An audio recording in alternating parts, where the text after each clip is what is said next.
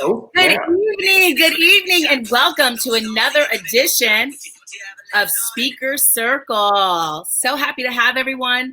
This evening, I am honored to have with me a brand and growth expert, also the digital marketing director for 21st Men, Mr. Vince Candor. How you doing?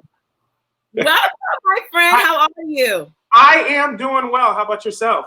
Fantastic. I love your slogan, and that is "You are growth." Because if anyone knows me, they know that growth mindset is it. My favorite term is build a bridge and get over it. You got to grow over it. You know, if there's something bothering you, just build a bridge and get over it. But make sure that you learn every lesson along the way. You're right, because losses are your strongest lessons. And speaking of losses and lessons, tell our audience a little bit about your background and how growth became a big focus for you and your brand.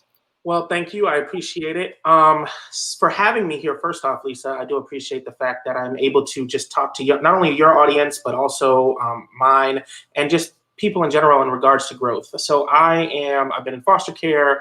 I've been in and out of different types of development as a child because, you know, Wow. as a foster care kid, you know, you're told you're one thing or you have to do things one way or another. And it kind of sticks with you as a child, right?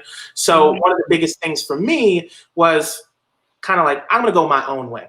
I don't need anybody else to tell me what to do, right? And that hurt me long term. That hurt me because it stifled my growth. So throughout the years, I kind of became an asshole, and at times I'm still one, you know. But there are certain times where you have to stand your ground and have boundaries, and certain times that you don't, that you can be a little bit more graceful. But I think that's really where growth came into aspect for me, is learning how to self-identify for myself what that looks like, and honestly what that looks like for other people, because everyone grows differently. So now that journey to become more self-aware, how was it for you? Was it a few events that happened? I know you mentioned being in foster care, so going to different homes and seeing different people's lifestyles. Is that what got there, or was it just this crescendo of an event and you're like, you know what? I really got to look in the mirror? Well, honestly, having to deal with everything on my own, having to learn how to do things on my own. You know, you've got a parent there. I mean, yes, granted, I had foster parents and then long-term foster parents and stuff like that. But one of the biggest things for me is I had to learn everything on my own. My culture. I had to learn who I was on my own. I had to learn, you know, how to deal with things on my own. Mental health was not something that was very big in my community. Yes, it is. And it's something that we have to self-identify with. And honestly, like you said, build a bridge, get over it, because I'm an adult now. And I cannot continue to kind of allow those things to hurt me going forward. I really like that you said that, because I think a lot of people allow their past and their history to be the blockage of why they don't grow. You know, we all have a sob story or something, or things that we could have done differently or had done differently too as growing up. But at the point where you realize my past is my history, my foundation to lift me higher, it does not hold me back. It's powerful. It's powerful. So how does this transform into your professional versus your personal? And when you're growing personally, how can you allow that to transform to professionally? Right. So actually growing up, I used to separate them.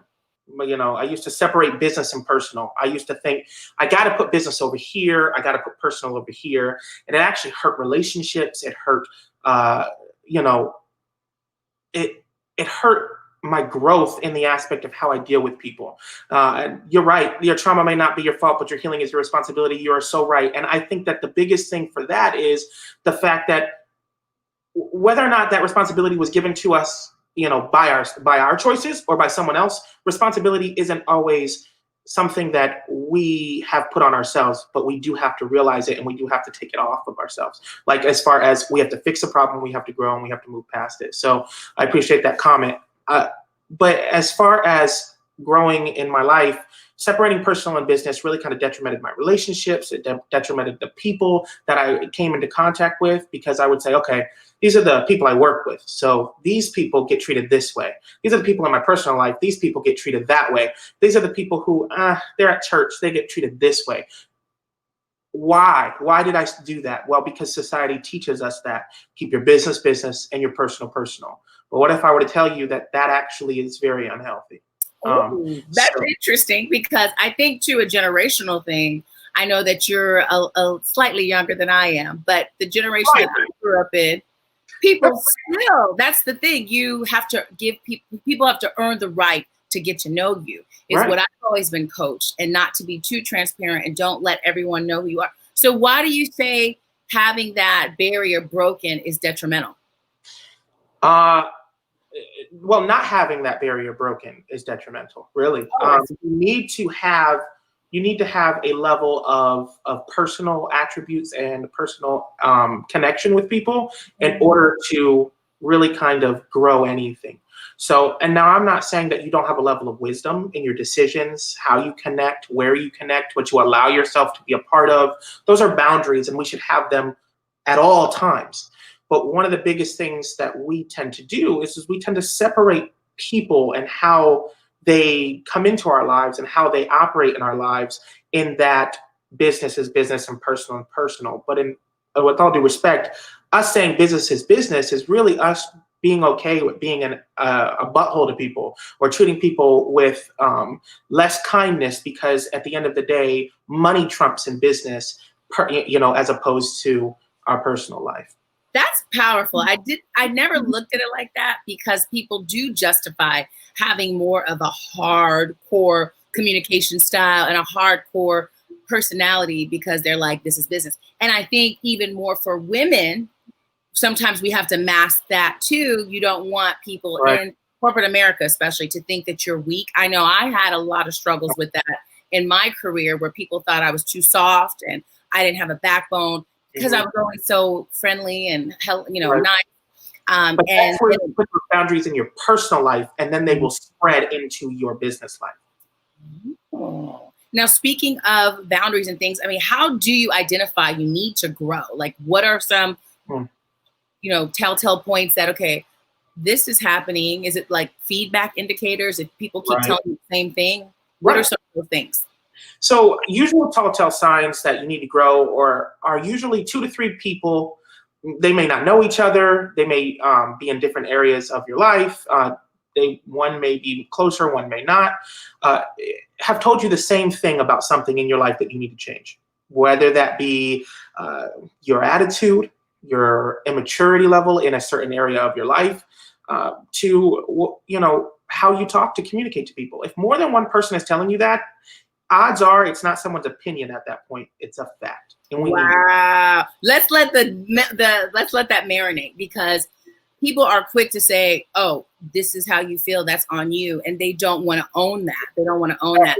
And we have a really good comment too about leadership. This is one of my dear friends. Hey, I agree. As a leader, your team has to believe that you care about them. It's all about building relationships in business. Exactly. I love that. Her name is Kalia. Is that what that says? Kalila Das. Kalila Dawes. Thank you so much. That's actually very, very true. I think people, I follow a guy, his name is Carlos Gill. He is very much about how to bring the human aspect to everything that you do. And you have to be human. You cannot take your humanity out of how you do business. That doesn't work. It doesn't help nobody. So, and that's a thing. Another way to identify when you need to grow, a couple of other ways, is when you begin to feel like you're longing for something. You're longing for something more, something bigger. And it means that you've outgrown your current situation and you need to move on and you need to go into something bigger. Another, and lastly, is there isn't any friction in your life. There isn't. So you're believe it or not, unless there's stress in your life, you're not growing. Because in those overcoming stressful moments, you get to grow into a better version of yourself. I love that. And actually, I know that Derek a lot is on here, and he talks a lot about resistance and resistance showing up. So when you said that, it made me think about, you're right. If you don't have resistance, that means your goals are not big enough, and you're not striving enough, and you're staying in a comfort zone. So, man, that is powerful. So you said, if you're getting the same amount of feedback, if you're feeling like you're missing something and you're longing, or if you're not seeing any resistance. So those are the keys. That's powerful. That's powerful. Now, when you figure that out, how do you solve that battle between your personal image and your professional image? I know you talked a little bit about that. Well, that's simple. It starts with you. It starts personally. You are growth. I didn't say business is growth. I didn't say financial is growth. I said you are growth. Why? Because at the end of the day, everything starts with you. Stop trying to separate them. Because when you start to say, okay, I need to grow my business. I need to grow my finances. I need to grow this. I need to grow that. But everything seems to always get in the way. Or you seem to be taken aback because you didn't learn something or you didn't know something. Well, the thing is at the end of the day, you are you, right? Leesa is going to own a business. Leesa is going to operate her finances. Leesa is going to church or to whatever spiritual domain that you wish to have. And at the end of the day, Leesa does all of those things. So you have to honor who Leesa is and your growth in order to grow any other areas of your life. And that's why I think that while we have different levels of wisdom and how we operate, it doesn't have to change who we are. I love that. That's so true. And people forget about that. Like you have to have extreme ownership, right? And that's the problem. A lot of times we're not ready to own our growth areas or our areas of opportunity. And I like how you said that. And then the final thing, what would you say are some great practices to develop growth long term? Well, when you are able to identify that you need to grow, first of all, right? Right. So one of the biggest things that I'm very heavy on is self-identification and ownership. So understanding and self-identifying the areas that you're having an issue with. So case in point, I was on the phone with a telemarketer and it was a debt collector. Okay, you know how we all get with debt collectors. Let's not try to play. Let's not try to act like we don't be trying to get on the street, okay, and deflect immediately. There was an issue with how much that was owed, and that's okay. I mean, that happens. So what that happens is that this was maybe about a month ago. And I said, hey, you can look in your little computer because I've already talked to somebody. I took the little computer. Their computer could have been big. I took a step back in the phone conversation as soon as I said it, and I said, you know what? I said, little computer. That's demeaning. That's disrespectful. And I apologize to the debt collector. I said, if you take a look in the computer, there should be some notes that I've already talked to somebody about this. I checked myself. I self-identified the issue and the demeaning attitude that I had towards the situation, and I was taking it out on the man. And that person's just doing their job. Exactly. Doing their job. Exactly. And understanding that you have to take ownership in when you make those mistakes. Wow. So another one this one's big for me, right? Because I used to demand all the time. Stop demanding. Initially, stop demanding, start asking. So give us an example of how that sounds. So, for instance, we cannot expect everyone to understand things from our perspective or to get to really kind of understand, because it's selfish of us to go into a situation and expect you to do what I want you to do, even if I have all the right and ownership to do so. It doesn't breed communication. It doesn't give that person the opportunity to honor you. It doesn't give that person the opportunity to understand what's going on. And some people will, well, it's not their business to understand. Absolutely is their business to understand, because you're communicating with not yourself. You're not looking in the mirror. You're communicating with another person.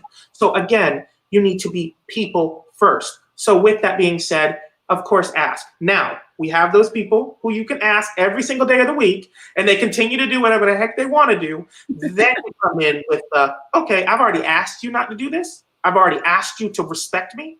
Now I'm going to tell you this is what it needs to be. If not, we can no longer move forward in a relationship in any way. And that's where we have to really kind of understand where we're at, I think too, you asking those open-ended questions, because with demanding, a lot of times we expect people to read our minds. And even though something could be so clear to you and so automatic for you, it's not the same for everyone. And I've had to do that. And that's empathy, right? Really from their perspective and not expecting people to understand your perspective. But to your point, Once you've done that and you've asked those open-ended questions and they're still not getting it, then you have to know when to self-preserve and say, okay, I'm not going to keep set those boundaries and have healthiness. Because at the end of the day, you've already done your moral obligation and respect the person in front of you and the communication that could breed something amazing, by the way. You could have the biggest and most amazing relationship with this person. Yeah. But if you treated them like a person, and that's where we have to get down with it. I think the last for me is self-development. Wow. And the biggest one for me is through reading books, through the circles that you surround yourself in. So remember I said everything starts with personal. You get to choose what affects you. You get to choose how your day starts and how your day ends. We're powerful. Exactly. So listeners, how do you choose to start your day and how do you choose to end it? Do you create a checklist? Because you should. And that don't have to be neat and it doesn't have to be the prettiest checklist in the world. But it should be something. It should be something for you, and you should do it the night before. And honestly, with staying at home and a lot of things that are going on and people out of their routine is kind of like a check mechanism against, us not letting ourselves go in the idea of mental, financial, personal, whatever type of growth you're looking at. So one of the biggest things that I advocate for is still getting dressed in the morning. And getting in front of your computer or whatever it is that you're doing, even if it's doing something, it doesn't have to be fancy. You can get dressed. Just get out of the clothes that you were in when you slept that night. Get out of them, okay? Get out of them, wash your face, brush your teeth, and get into something different because you're setting yourself up for a new mind, a new mentality, and a new psychology. And that's something that you have to continue to do, and not only with your clothing, but with your books that you read, with the circles that you're surrounding. If the people in your circles aren't checking you, you need to be checking for someone else to be there. Wow, that's true. Now, what are some of the books that you recommend? End of Marketing, if you're a marketing person. But actually, I just started a book thanks to a guy named Dante Jennings. He is the president of the Jacksonville Urban League, Young Professionals, and he's also the treasurer with the 21st Men. He and a couple of other men have given me a book called The Superior, what is it called? The Way of the Superior Man. So, and I started reading that recently, and it really has helped develop me in the idea of outside of the Christianity growth, right? So while I am a Christian and I understand those things and I get that, my biggest thing is understanding every viewpoint from every side of the spectrum. And growth, again, has to do with how we get to see other people and how they operate, how they do things, and how they really kind of mold themselves and how they see things. So now, with your growth revelation, being vulnerable, being able to be more self-aware, how has that scaled up your communication, or how has it really enhanced your life? And are there some people you've had to leave behind? So as far as scaling my communication, actually, I've gotten better with communicating with certain people that I wasn't able to communicate prior to before. Personally, somebody very close to me. We used to get into fights a lot and everything like that. Now it's much more easy to communicate because I'm self-reflecting and self-identifying where she may be at. You know what I mean? Another thing that for me is also realizing when I take a bow, when I walk away. Right, and it's okay to walk away.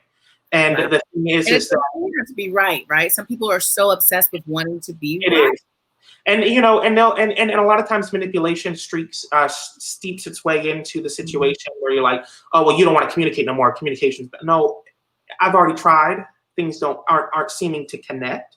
And at this point, I think it's best if we don't communicate. Because it's important to understand when the well has run dry, when things aren't no longer going to be edifying and fruitful. Instead, it just kills everything, including your mentality. I don't want to end my day wrong, and I'm gonna end the conversation. That's interesting because I think some people. I'm a big communicator, and I've had to learn that when people say I don't want to talk right now, I used to get highly offended. Like, how do you not want to talk? That's so dismissive. You're being divisive. We need to talk about this right now. But not respecting the person's boundaries. Some people truly need a moment to catch a moment. So I think if you're one of those people who need a moment, make sure you communicate that in a very open way, and it doesn't come across like you're being snotty or Exactly. or ignoring them. And then if you're a person who feels like you need to talk, be respectful if that person needs a moment. Exactly. And that was one of the biggest growth revelations for me, is because I'm always ready to talk. I felt like everyone else should be ready to talk. I'm the same way, though. So I was the same way, rather. I think my point was more along the lines of, if you have communicated already with that person and they're communicating back, but they're communicating in a more defensive way rather than an understanding way, or they're listening to respond rather than to listen to understand, you're already 1 foot out the door. They've already got you kind of pinned against the wall, and there's nothing you can do. So at that point, it's time to go ahead and take your other foot and go and walk right out until they're ready to have honest communication with you. And honestly, when you do walk away, self-identify what you did wrong in that conversation, because that's powerful. That is powerful. And a lot of we don't do that sometimes. We're quick to give the person that much power. Like, you said this to me, you hurt me like this, and then you cannot listen because you're just caught up on what they did to you. I like to use the analogy of luggage, like going on a trip. When you go on a trip, you have fresh clothes. You might, dirty up your clothes, you wear your clothes, but you don't take the same dirty clothes on a new trip. You reset, you unpack your bags, you wash your clothes, you start over. And when you're communicating, it's important, because sometimes we go into communication, especially in business, loaded. We're already loaded and ready to just have our defense ready, right? And I love that you said that, like, just being able to be calm and not listening. Right.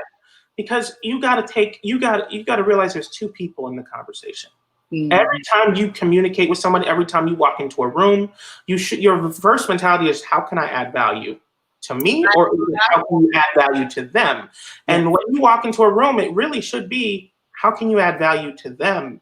Because at the end of the day, everything comes back full circle, whether it's negative or positive. So if you walk into the room talking about, how can I add value to me, everyone in that room is going to see it, and they're not going to want to add any value to you at all.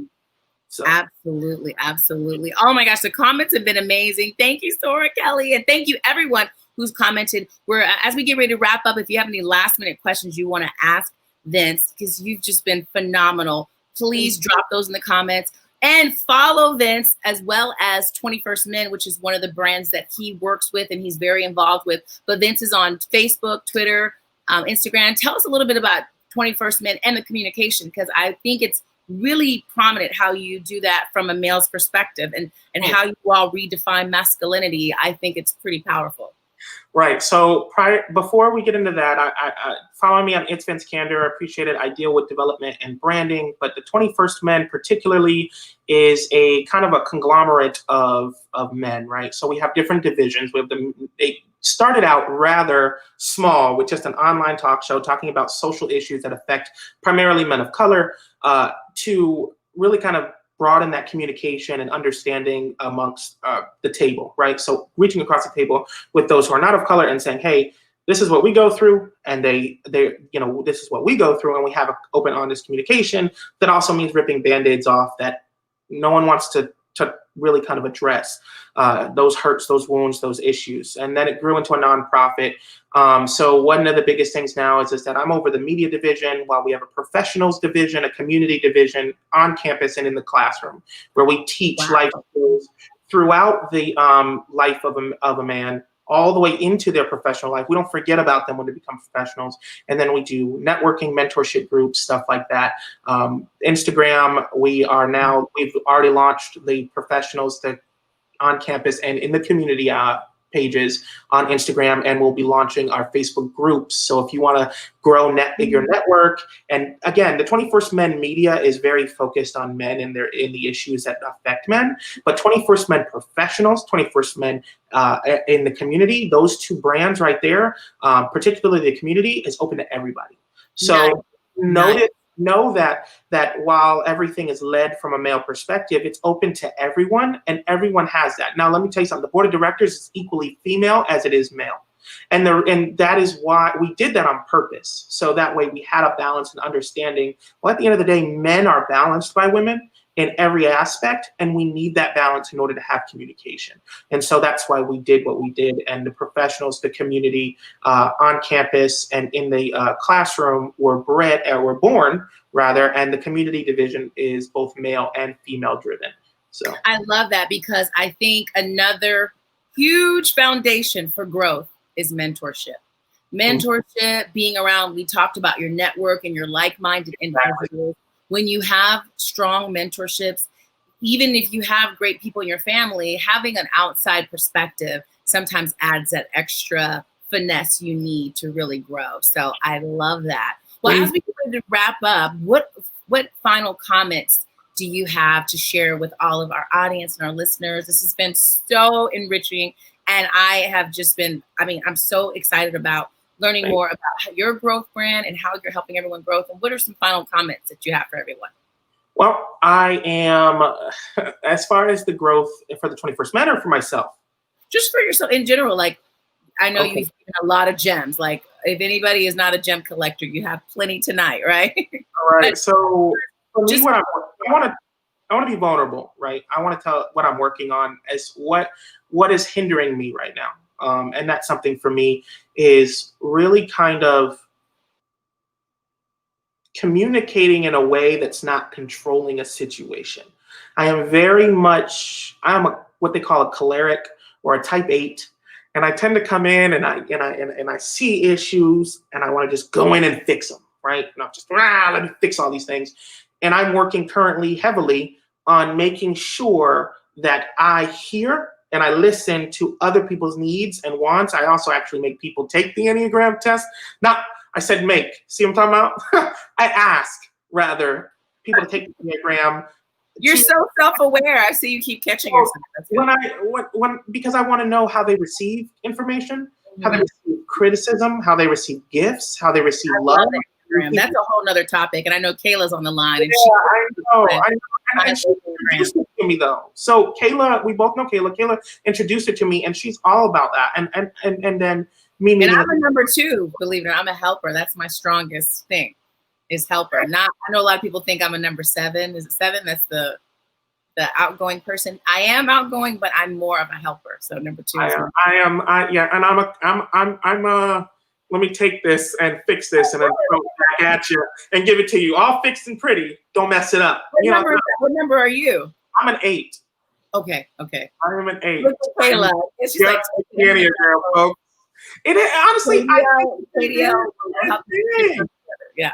It's important. It's important to take. And I think self-awareness. I know some people are like, oh, it's a personality test. But truly, when you understand yourself a lot more, you know how to grow. You know how to insert yourself in other situations.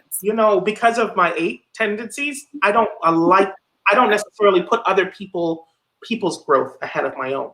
Wow. And so I'm so opposite of you, because number 2, the helper, I'm always thinking about other people and leaving myself behind.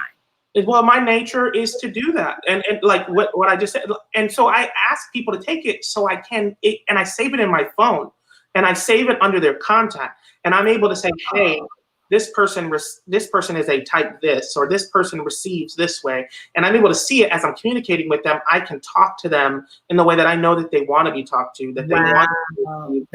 You just gave me goosebumps. That's actually a great thing to implement. I know that a lot of people do, like the Myers-Briggs or the Strengths Finders, but that's good when you're working with people to know what their personality is. Wow. Yeah, because it's your moral responsibility to be and in communication, particularly, to make sure that you know exactly how someone else will receive information. I love it, because I love to say maturity is not necessarily saying what you feel, but realizing how it landed and taking accountability for that. Okay. A lot of times you think things, well, that's what I'm sorry you took it like that. That's my pet peeve. So don't say that to me. I'm sorry you took it like that. I used to say it all the time. Oh, your offense is not my problem. Like, I used to say that all the time. Really? Wow. Badly. That's very dismissive. When you say that to people, I'm sorry you feel that way. Because if someone's telling you they didn't receive something and you really and truly want to be helpful, then don't go out of your way to beg people, but you do try to clarify it, right? That's boundaries at that point. Setting your boundaries up still is a thing. And knowing people knowing you and knowing how you operate will naturally, and it's not through being mean or being manipulative or any of those, they will naturally play into, as a human nature, if they're not completely in that growth for themselves, will play into that to try to get you to do what they want. Exactly. That's powerful. So you have to set those boundaries for yourself still. Love it. Well, Vince, thank you again. You've given us such great tips. I love seeing your journey. You are growth, and all of you are growth. Thank you all for listening, for all your comments. As we stated, you can catch Vince on all the major social medias. And please tune in to Speaker Circle. We're here every Tuesday, 6:30. We're also on YouTube. And check me out at Leesa Askew on Instagram, Facebook, as well as LinkedIn. Vince, you've been amazing. And we continue to want to see your journey. Thank you for helping all of us grow. And all of you continue. Let's grow together. Have an amazing evening.